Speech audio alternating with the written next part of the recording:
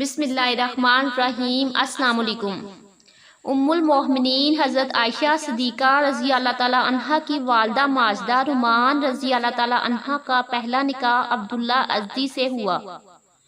عبداللہ کی وفات کے بعد آپ حضرت سیدنا حضرت ابوبکر صدیق رضی اللہ تعالیٰ عنہ کے نکاح میں آئیں۔ اللہ تعالیٰ نے ان کے بطن سے حضرت ابوبکر صدیق رضی اللہ تعالیٰ عنہ کو ایک بیٹا حضرت عبدالرحمن اور ایک بیٹی حضرت عائشہ رضی اللہ تعالیٰ عنہا نصیب فرمائی۔ ام المومنین حضرت عائشہ رضی اللہ تعالیٰ عنہا خلیفۃ المسلمین حضرت ابوبکر صدیق رضی اللہ تعالیٰ عنہ کے مقدس اور مبارک خاندان میں پیدا ہوئیں۔ جب نبی کریم صلی اللہ علیہ وسلم حضرت ابوبکر صدیق رضی اللہ تعالیٰ عنہ کے گھر میں بنی ہوئی مسجد میں تشریف لاتے اور قرآن پاک کی تلاوت فرماتے تو حضرت عائشہ رضی اللہ تعالیٰ عنہا ایسے وقت میں موجود رہتی اور فیض اٹھاتی۔ بچپن کا زمانہ بچپن کا ہی ہوتا ہے، لیکن اللہ تعالیٰ نے جن مقدس بندوں کو نوازنا اور بلند مقامات پر پہنچانا ہوتا ہے وہ ابتدا ہی سے انہیں بے پناہ صلاحیتوں اور خوبیوں سے مالا مال فرما دیتا ہے۔ ایک دفعہ حضرت امام ولی الدین محمد بن عبداللہ الخطیب مشکات شریف میں نقل فرماتے ہیں کہ حضرت عائشہ رضی اللہ تعالیٰ عنہا گھڑیوں سے کھیل رہی تھیں۔ ان گھڑیوں میں ایک گھوڑا بھی تھا جس کے دائیں اور بائیں دو پر لگے ہوئے تھے۔ نبی کریم صلی اللہ علیہ وسلم نے گھوڑے کے بارے میں دریافت فرمایا تو حضرت عائشہ رضی اللہ تعالیٰ عنہا نے جواب دیا کہ یہ گھوڑا ہے۔ آپ صلی اللہ علیہ وسلم نے فرمایا کہ گھوڑوں کے تو پر نہیں ہوتے، تو حضرت عائشہ رضی اللہ تعالیٰ عنہا نے فوراً جواب دیا کیوں؟ حضرت سلمان علیہ السلام کے گھوڑوں کے تو پر تھے۔ جب ام المومنین حضرت خدیجہ اس دنیا سے رخصت ہو گئیں تو نبی کریم صلی اللہ علیہ وسلم غمگین رہنے لگے، تو حضرت عثمان بن مظعون رضی اللہ تعالیٰ عنہ کی بیوی حضرت خولہ بنت حکیم رضی اللہ تعالیٰ عنہا نبی کریم صلی اللہ علیہ وسلم کے پاس آئیں اور عرض کیا، یا رسول اللہ صلی اللہ علیہ وسلم، آپ دوسرا نکاح فرما لیجئے۔ آپ صلی اللہ علیہ وسلم نے فرمایا، کس سے کروں؟ حضرت خولہ رضی اللہ تعالیٰ عنہا نے عرض کیا، آپ چاہیں تو بیوہ عورت سے یا کنواری لڑکی سے نکاح کر سکتے ہیں۔ آپ صلی اللہ علیہ وسلم نے فرمایا، کون کنواری ہے اور کون بیوہ؟ حضرت خولہ رضی اللہ تعالیٰ عنہا نے عرض کیا، بیوہ تو سودا بن زمان ہے اور کنواری تو اس آدمی کی بیٹی ہے جو ساری کائنات میں آپ کو بہت عزیز ہے، یعنی حضرت عائشہ بنت ابوبکر۔ نبی کریم صلی اللہ علیہ وسلم نے فرمایا، عائشہ کے بارے میں بات کرو۔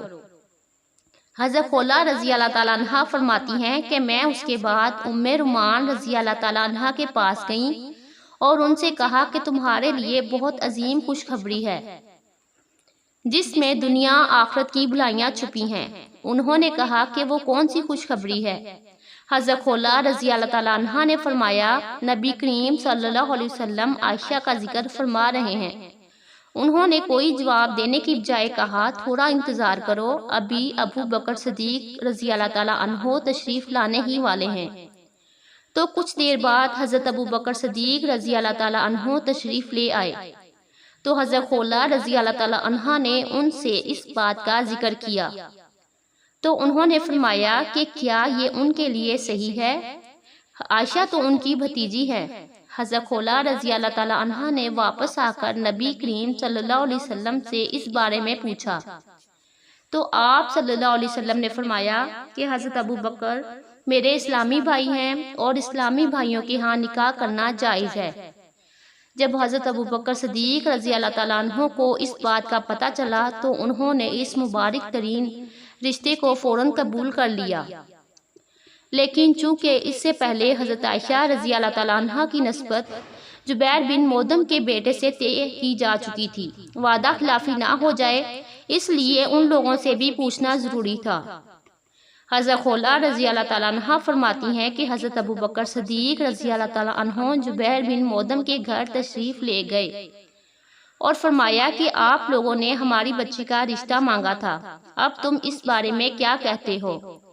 جبیر بن مودم کے گھر والے اب تک مسلمان نہ ہوئے تھے۔ مودم نے اپنی بیوی سے پوچھا تو اس نے کہا کہ اگر یہ لڑکی عائشہ رضی اللہ تعالیٰ عنہا ہمارے گھر آ گئیں تو ہمارا لڑکا بھی اپنے باپ دادا کے دین سے پھر جائے گا، اس لیے ہمیں کسی صورت یہ بات منظور نہیں۔ حضرت ابوبکر صدیق رضی اللہ تعالیٰ عنہ ان دونوں کی رائے جان لینے کے بعد وہاں سے تشریف لے آئے۔ اب انہیں وعدہ خلافی کا کوئی خطرہ نہ تھا، خوشی اور مسرت کی کوئی انتہا نہ تھی۔ آنے کے بعد خولا رضی اللہ تعالیٰ عنہا سے کہا، نبی کریم صلی اللہ علیہ وسلم سے کہو آپ کا پیغام مجھے قبول ہے، آپ تشریف لے آئیے۔ ابوبکر صدیق رضی اللہ تعالیٰ عنہ کا پیغام سن کر آپ صلی اللہ علیہ وسلم تشریف لے آئے تو حضرت ابوبکر صدیق رضی اللہ تعالیٰ عنہ نے حضرت عائشہ رضی اللہ تعالیٰ عنہا سے آپ کا نکاح کر دیا۔ مہر کی مقدار 400 درہم مقرر ہوئی۔ حضرت عائشہ رضی اللہ تعالیٰ عنہا جب مکہ مکرمہ سے ہجرت فرما کر مدینہ منورہ تشریف لائیں تو اس وقت آپ اپنے رشتہ داروں کے ساتھ بنو حارث کے محلے میں قیام فرما، یہاں آپ اپنی والدہ کے ساتھ 8 مہینے تک مقیم رہیں۔ اس وقت مدینہ منورہ کی آب و ہوا بڑی سخت تھی، جس کی وجہ سے مدینہ منورہ ہجرت کر کے آنے والے اکثر بیمار ہو گئے۔ خود حضرت ابوبکر صدیق رضی اللہ تعالیٰ عنہ اور حضرت عائشہ رضی اللہ تعالیٰ عنہا بیمار ہو گئیں۔ جب صحت یاب ہوئی تو حضرت ابوبکر صدیق رضی اللہ تعالیٰ عنہ نبی کریم صلی اللہ علیہ وسلم کی بارگاہ میں حاضر ہوئے اور درخواست کی کہ یا رسول اللہ صلی اللہ علیہ وسلم آپ اپنی بیوی کو اپنے گھر بلا لیجئے۔ آپ صلی اللہ علیہ وسلم نے فرمایا، اس وقت میرے پاس مہر ادا کرنے کے لیے رقم نہیں ہے۔ حضرت ابوبکر صدیق رضی اللہ تعالیٰ عنہ نے عرض کیا کہ یا رسول اللہ صلی اللہ علیہ وسلم میری دولت قبول فرما لیجئے۔ چنانچہ آپ صلی اللہ علیہ وسلم نے 12 کیا اور ایک نش یعنی 100 روپے حضرت ابوبکر صدیق رضی اللہ تعالیٰ عنہ سے قرض لے کر حضرت عائشہ رضی اللہ تعالیٰ عنہ کے پاس بھجوا دیے۔ اس کے بعد انصاری مدینہ کی چند عورتیں دلہن کو لینے کے لیے حضرت ابوبکر صدیق رضی اللہ تعالیٰ عنہ کے گھر آئیں۔ حضرت ام رومان رضی اللہ تعالیٰ عنہ نے حضرت عائشہ رضی اللہ تعالیٰ عنہ کو آواز دی۔ وہ اس وقت اپنی سہیلیوں کے ساتھ جھولا جھولنے میں مصروف تھیں۔ حضرت عائشہ رضی اللہ تعالیٰ عنہ کی والدہ ام رومان رضی اللہ تعالیٰ عنہ نے ان کا منہ دھلایا، بال سنوارے اور پھر ان کو اس جگہ لے آئیں جہاں انصار کی خواتین بیٹھی تھیں۔ حضرت عائشہ رضی اللہ تعالیٰ عنہ دلہن بنی ہوئی وہاں پہنچی تو مہمانوں نے کہا، تمہارا آنا خیر و برکت ہے۔ یہ صدا لگا کر دلہن کا شاندار طریقے سے استقبال کیا۔ تھوڑی دیر بعد نبی کریم صلی اللہ علیہ وسلم بھی تشریف لے آئے۔ حضرت اسماء بنت یزید رضی اللہ تعالیٰ عنہ جو کہ حضرت عائشہ رضی اللہ تعالیٰ عنہ کی سہیلی ہیں، بیان کرتی ہیں کہ اس وقت حضرت عائشہ رضی اللہ تعالیٰ عنہ کے گھر والوں نے نبی کریم صلی اللہ علیہ وسلم جیسے معزز ترین مہمانوں کی خاطر مدارت کے لیے ایک پیالہ دودھ پیش کیا۔ آپ صلی اللہ علیہ وسلم نے اسے خوش دلی سے قبول فرمایا اور اس میں سے تھوڑا سا دودھ پی کر اسے حضرت عائشہ رضی اللہ تعالیٰ عنہ کی طرف بڑھایا۔